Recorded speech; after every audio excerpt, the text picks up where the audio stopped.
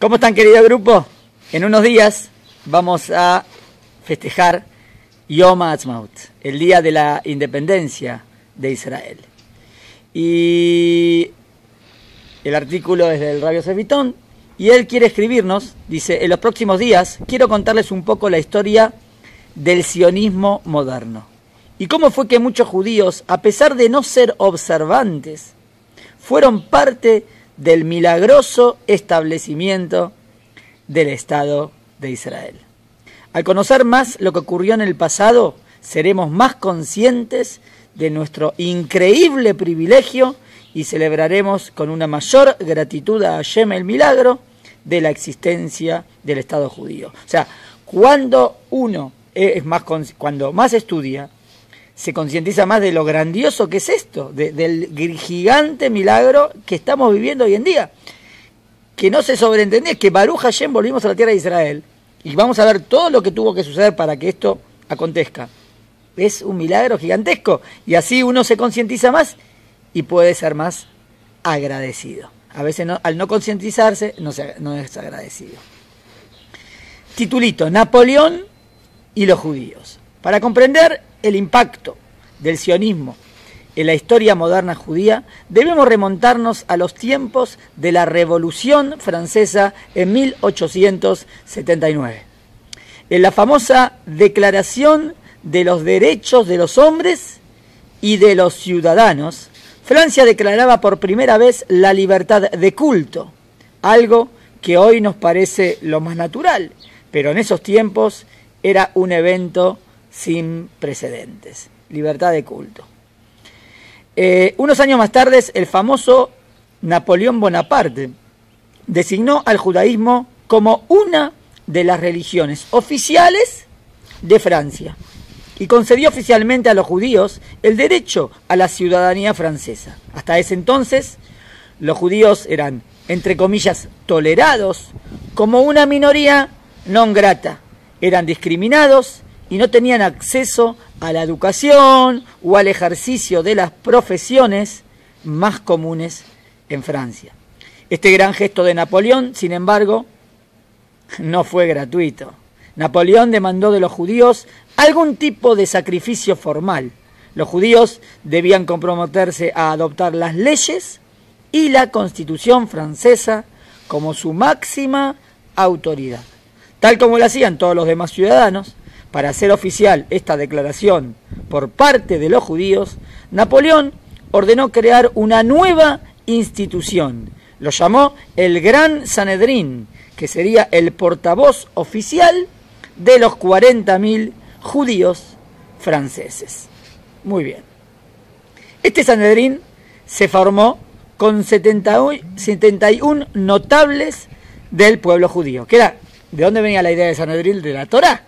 ¿Quién conformaba eso? Los 71 jajamim, sabios más grandes de Israel. Bueno, en ese entonces, cuando Napoleón decide hacer este Sanedrín para Francia, 71 notables del pueblo judío, la mayoría eran rabinos. El Sanedrín tuvo su primera reunión oficial el 9 de febrero de 1807. El Sanedrín tuvo que tomar decisiones muy difíciles para que no hubiera un conflicto entre la ley judía y la ley francesa. Porque por un lado, antes que todo, la Torá, pero ahí tenías que tomar como la autoridad suprema la ley francesa. Por ejemplo, en los temas civiles, unos ejemplos: la poligamia, que ya no se aplicaba desde Rabenu Gershom, quedó formalmente prohibida. Para que un hombre judío divorciado religiosamente con un get pudiera casarse de nuevo, debía mediar un divorcio civil. Los casamientos civiles estarían reconocidos, incluso un matrimonio mixto. Está bien, miren, para el judaísmo, si le dio el get, ya está divorciada. Pero ahora teníamos que ir según la ley francesa, entonces también era la obligación el divorcio por ley civil, por ejemplo. De nuevo, después, los casamientos civiles estarían reconocidos, incluso un matrimonio mixto. Claro, si fue un casamiento civil, pero es un matrimonio mixto en judío y no judí, va a ser reconocido, pero para el judaísmo está prohibido casarse con una mujer no judía. ¿Entienden? Aquí tenemos el dilema. Pero lo más importante para nuestro tema, a ver, ¿cuál es? y para Napoleón. Fueron las decisiones políticas que el Sanedrín tuvo que adoptar. Los judíos consideraban ahora a Francia como su única madre patria, a la que amarían y a la que protegerían, incluso con las armas si fuese necesario. Y la verdad, no es así. Para el judío todo lo más importante es la tierra de Israel y volver a la tierra de Israel. Pero ahí tenían que, eso es lo que dijimos al principio, ¿no? Que no le fue gratis esto que Napoleón le dio el ok de libertad de culto. Tenían como que en otras cosas ceder, que a lo mejor iba en contra de lo que la Torá dice. Los judíos ahora emancipados ya no formaban parte de una nación aparte, sino formaban parte de Francia. Y al aceptar la ciudadanía francesa, de hecho, renunciaban a su aspiración de un éxodo colectivo hacia la tierra prometida. Y no se puede nunca renunciar a eso. El rabino e historiador Berenwain explica que Napoleón estaba interesado principalmente en ver a los judíos asimilarse. O sea, ¿cuál era el objetivo central de Napoleón? Que los judíos se asimilen. La tolerancia externa y la imparcialidad de Napoleón hacia los judíos se basó en realidad en un gran plan para que los judíos desaparecieran por completo mediante la asimilación, los matrimonios mixtos, la conversión, y que de a poco vaya desapareciendo. Ese era como que era el plan. Y el plan de Napoleón parecía que iba a funcionar a la perfección. De hecho, decenas de miles de judíos dejaron la práctica religiosa, se asimilaban y en muchos casos se convertían al catolicismo. ¿Todo para qué? Para ser completamente aceptados. Pero hubo un elemento que Napoleón no tomó en cuenta en su plan. Baruch Hashem, que no lo tomó en cuenta. ¿Cuál? El profundo antisemitismo europeo. Obvio que no Baruch Hashem que haya antisemitismo, pero preste atención que él dice, bueno, se van a asimilar y después no va a quedar nada y ya está. Pero él no prestó atención que existe el antisemitismo. ¿Y qué? ¿Cómo y qué? El antisemitismo siempre le hace acordar al judío que es judío. ¿Entendieron? A ver, lo leo. Pero hubo un elemento que Napoleón no tomó en cuenta en su plan: el profundo antisemitismo europeo. Durante más de 1000 años, los judíos fueron acusados de ser el pueblo deicida, que mató a Yeshu. Y para ellos ese Yeshu era Dios. Entonces, de envenenar los pozos de agua para matar a inocentes cristianos, también fueron acusados un montón de tiempo de estas cosas.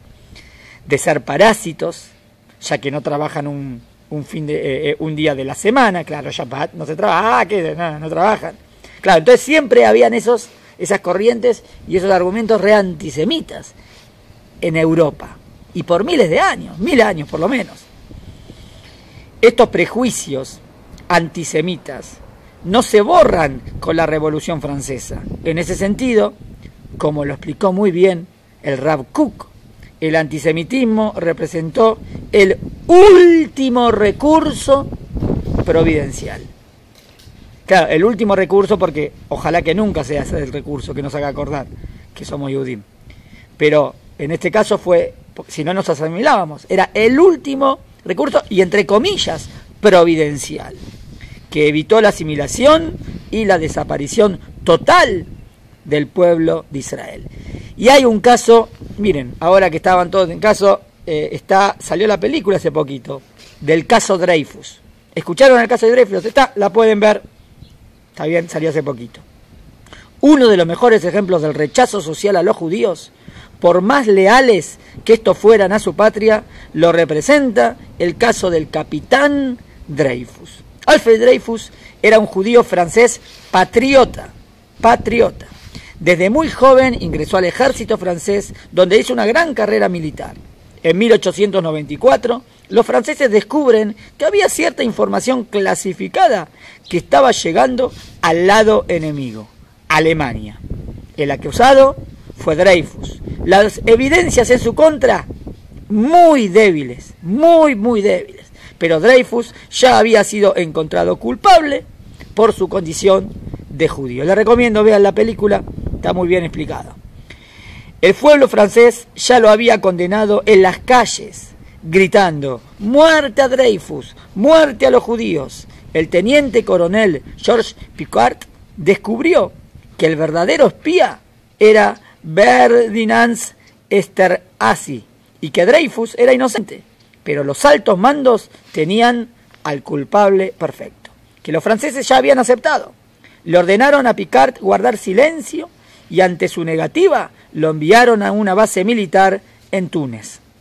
Dreyfus fue acusado de traición, fue degradado militarmente, fue humillado y enviado a la famosa Isla del Diablo, una penitenciaría donde los prisioneros eran casi enviados a morir. Al final Dreyfus fue exonerado, pero el caso de Dreyfus dejó su huella en la historia.